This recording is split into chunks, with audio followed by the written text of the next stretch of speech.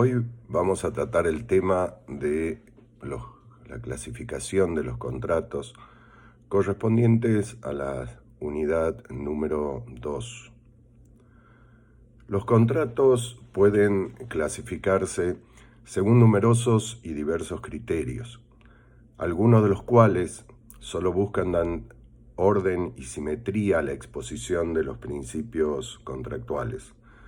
Otros, en cambio, representan ciertas categorías que están sometidas en algún punto a regulación común o permiten profundizar en la estructura o funcionamiento de los singulares tipos que integran el grupo. Es por ello que un sector importante de la doctrina ha afirmado que clasificar a los contratos es una tarea propia de ella e impropia del legislador, quien incurre en el riesgo de incurrir en omisiones o, en el peor de los casos, en afirmaciones que la ciencia jurídica llegue a desechar. Sin embargo, habría definiciones que sí tendrían carácter normativo, como por ejemplo en el Código de Vélez-Sarsfield, la clasificación de contratos en consensuales y reales, donde la ley había establecido, en el segundo caso, además del consentimiento, un requisito para que el contrato quede perfeccionado, es decir, se exigía la entrega de la cosa.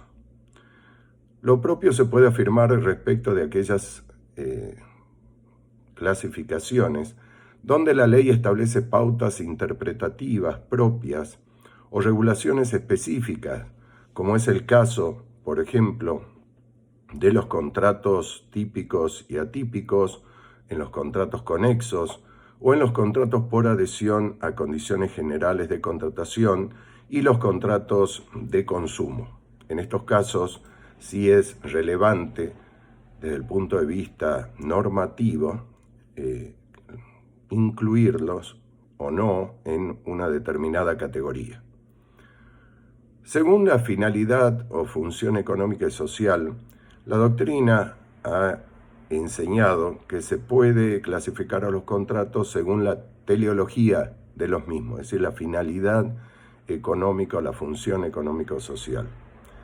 Así, se pueden hablar de contratos de cambio, a través de los cuales se logra la circulación de los bienes por medio de la enajenación o disposición, como por ejemplo la compraventa, la permuta, o a través de la concesión de uso temporario de esos bienes, como por ejemplo el contrato de locación.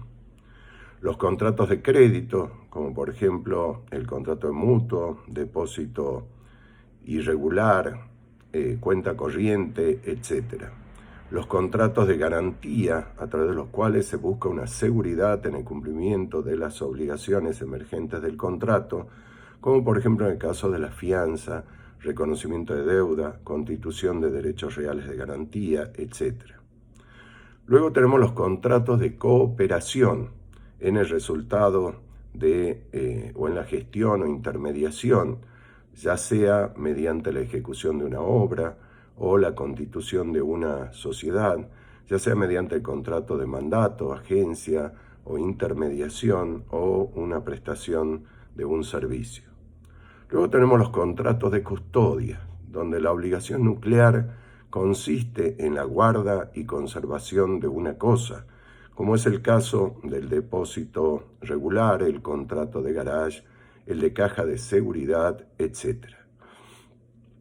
Luego tenemos los contratos de previsión, como es el supuesto de la renta vitalicia, el del seguro, pues mediante el mismo se tiende a eliminar o mitigar las consecuencias desfavorables que pueden producir un evento futuro e incierto.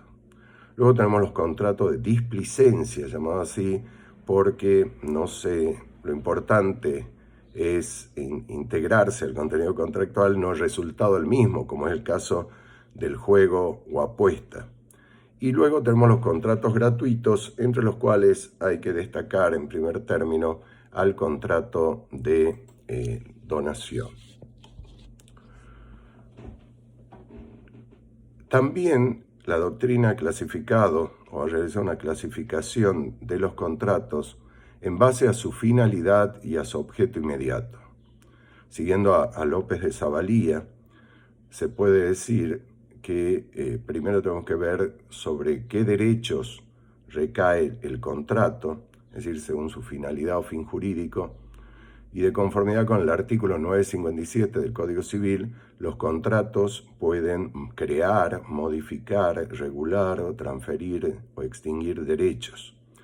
Desde esta óptica puede haber contratos puros, es decir, que persiguen una sola finalidad, por ejemplo, la compraventa que crea obligaciones a ambas partes, o mixtos, la novación que extingue y crea. Por el objeto inmediato pueden recaer en el ámbito de los derechos personales, reales o intelectuales. Dentro de esta categoría también puede haber figuras puras, como las que recaen sobre el ámbito de los derechos personales, o mixtas, como en la cesión onerosa, que transfiere derechos y crea obligaciones. Ambas clasificaciones admiten combinaciones que pueden ser a su turno puras o mixtas. El Código Civil y Comercial, al igual que el Código derogado, incluye, a partir del capítulo 2, una clasificación de los contratos. Y los clasifica de la siguiente manera: contratos unilaterales y bilaterales. Conforme al artículo 966 del Código Civil y Comercial, los contratos son unilaterales cuando una de las partes se obliga hacia la otra sin que ésta quede obligada. Son bilaterales cuando las partes se obligan recíprocamente la una hacia la otra, y las normas de los contratos bilaterales, prescribe el Código Civil y Comercial, se aplican supletoriamente a los contratos plurilaterales. Entre estas dos categorías no existe una tercera. Sin embargo, un sector de la doctrina ha afirmado la existencia de una tercera especie, la de los contratos sinalagmáticos imperfectos.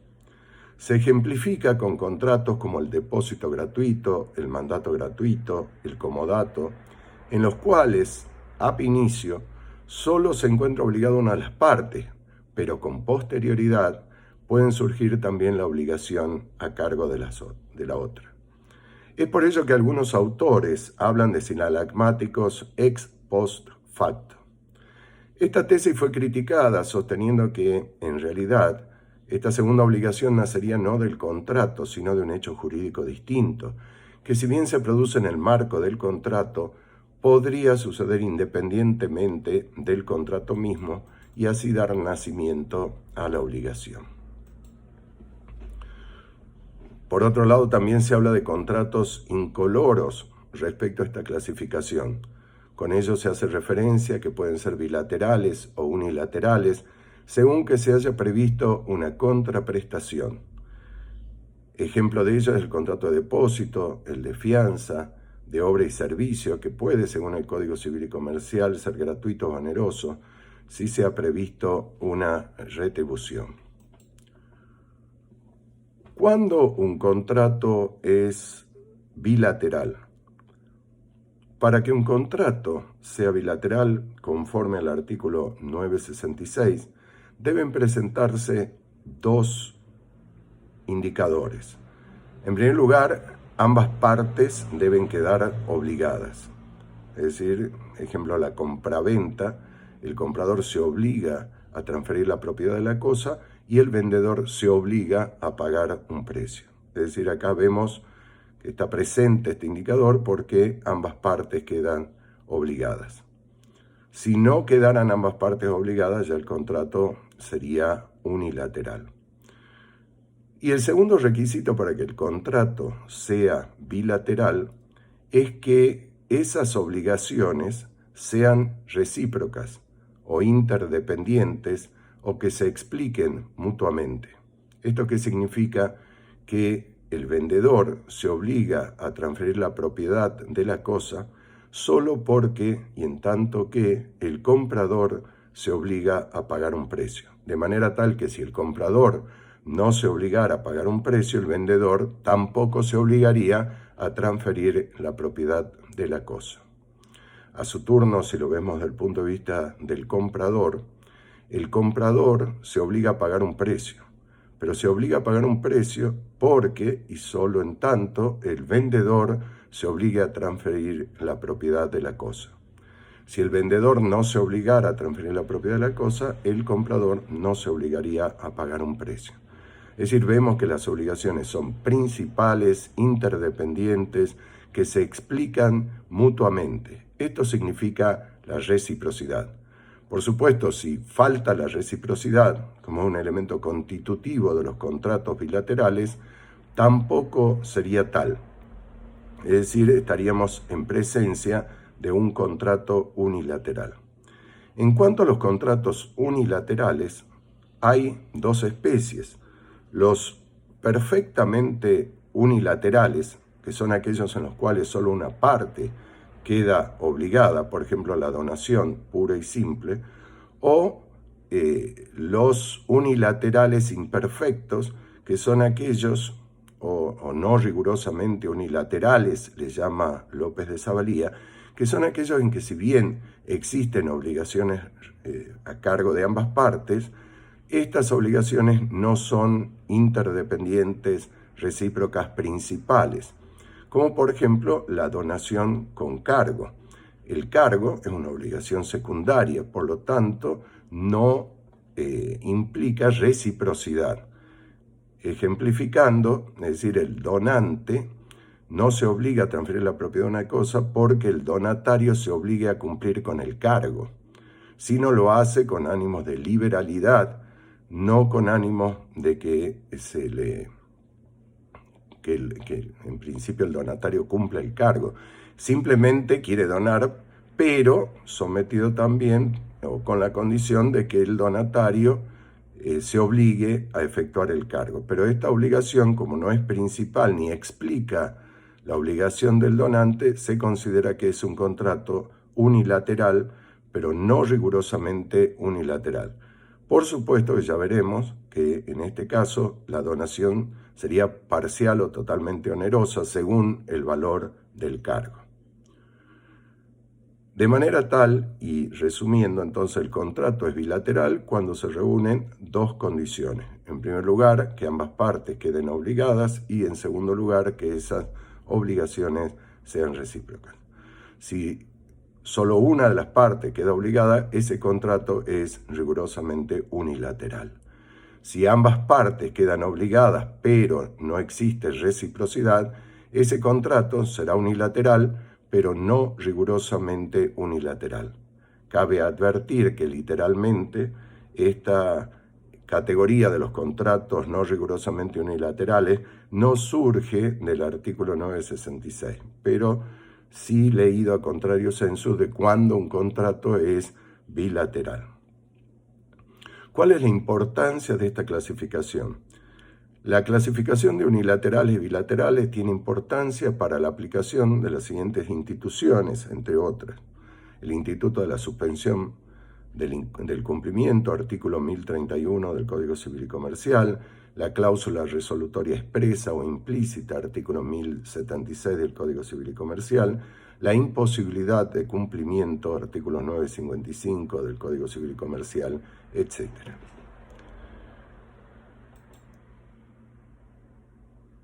También se habla en doctrina de un sinalagma genético y un sinalagma funcional, que no tiene que ver estrictamente con esta clasificación, pero como los contratos bilaterales se lo denomina también sinalagmáticos, es interesante que la sepan o que la tengan presente. Se habla de sinalagma genético para referirse a los contratos sinalagmáticos, pero con la aclaración de que estas prestaciones iniciales previstas, además de ser recíprocas, tienen un grado de equivalencia. Y además, cuando es un contrato bilateral de duración o de ejecución diferida, se habla también de sinalagma funcional para referirse a la idea de que esta situación de equivalencia se mantenga en el tiempo. Por eso, cuando se habla de lesión al momento de la celebración del contrato, cuando una parte explota un estado de inferioridad de la otra para obtener ventajas desproporcionadas, se dice que se ha quebrado el sinalagma genético.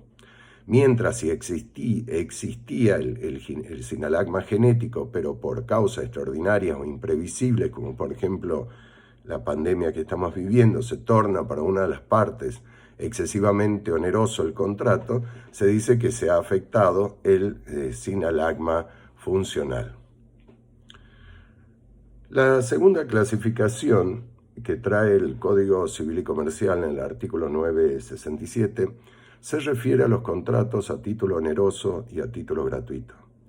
Acá el parámetro o el indicador que hace subsumir a una u otra categoría no es la cantidad de obligaciones ni si estas son recíprocas, sino si la ventaja patrimonial que obtiene una de las partes se explica por un sacrificio que esa misma parte debe realizar. Si la respuesta es afirmativa, ese contrato es a título oneroso. En cambio, si es negativa, ese contrato es a título gratuito. Por ejemplo, en materia de compraventa, si el vendedor se obliga a transmitir la propiedad de la cosa, obviamente que está realizando un sacrificio patrimonial, porque esa propiedad va a salir del patrimonio del vendedor.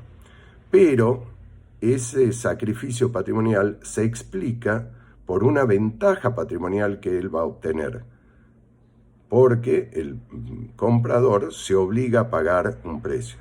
Es decir, cuando la ventaja o el sacrificio se explica por una ventaja o sacrificio que esa misma parte debe realizar, el contrato es a título oneroso, porque ese sacrificio se explica, reitero, del vendedor por la ventaja que él va a obtener del precio que el comprador se obliga a pagar.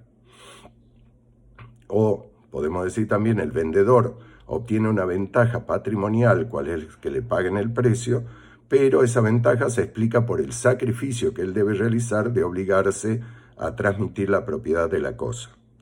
Si nos ponemos en cabeza del comprador, la ventaja que él obtiene de que alguien se obligue a transmitir la propiedad de la cosa se explica por el sacrificio patrimonial que él debe realizar de pagar u obligarse a pagar el precio.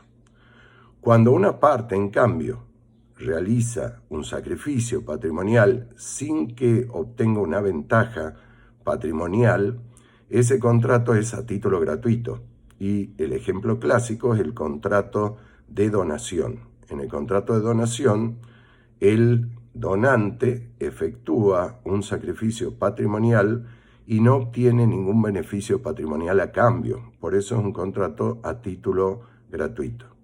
En la donación con cargo, donde hay una obligación también de parte del donatario, que no lo convierte en bilateral, tal como hemos mencionado, puede ser que ese cargo constituya una ventaja patrimonial para el donante o para un tercero, en cuyo caso el contrato será parcialmente oneroso, aunque seguirá siendo, desde el punto de vista creditorio, unilateral. El artículo 967 del Código Civil y Comercial dice que los contratos se clasifican a título oneroso o a título gratuito. Los contratos son a título oneroso cuando las ventajas que procuran a una de las partes le son concedidas por una prestación que ella ha hecho o se obliga a hacer a la otra. Son a título gratuito cuando aseguran a uno u otro de los contratantes alguna ventaja independientemente de toda prestación a su cargo. Es decir, que vemos que el criterio clasificador, en este caso, se basa en las ventajas y sacrificios patrimoniales. Por eso alguna doctrina directamente habla de atribuciones. Un contrato puede ser atributivamente bilateral, oneroso, o un contrato puede ser atributivamente unilateral. La clasificación, como vemos en contrato a título oneroso y gratuito, no es coincidente con la clasificación que vimos anteriormente de bilaterales y unilaterales. Pero tenemos que los contratos bilaterales son siempre onerosos. En cambio, los contratos unilaterales no siempre son gratuitos. Hay contratos creditoriamente unilaterales que pueden ser onerosos, como por ejemplo la cesión venta. En la cesión venta el cesionario se obliga a pagar un precio por la cesión, por el derecho que se le cede. Sin embargo, es un contrato unilateral porque el cedente transfiere ese derecho al momento mismo de efectuarse la cesión. Esta clasificación tiene importancia desde el punto de vista práctico porque el título oneroso unido a la buena fe implica un valladar contra la acción pauliana reivindicatoria, da una mayor protección en caso de vicio de saneamiento, de obligación de saneamiento como vicio redivitorio de evicción, y origina un nulo unido a la buena fe, una oponibilidad a ciertos terceros. El título gratuito coloca al adquirente ante el peligro de una acción de reducción o colación e impone deberes de gratuidad que se hacen sentir en el régimen de pago con beneficio de competencia, de los alimentos, de la revocación, restitución del comodato.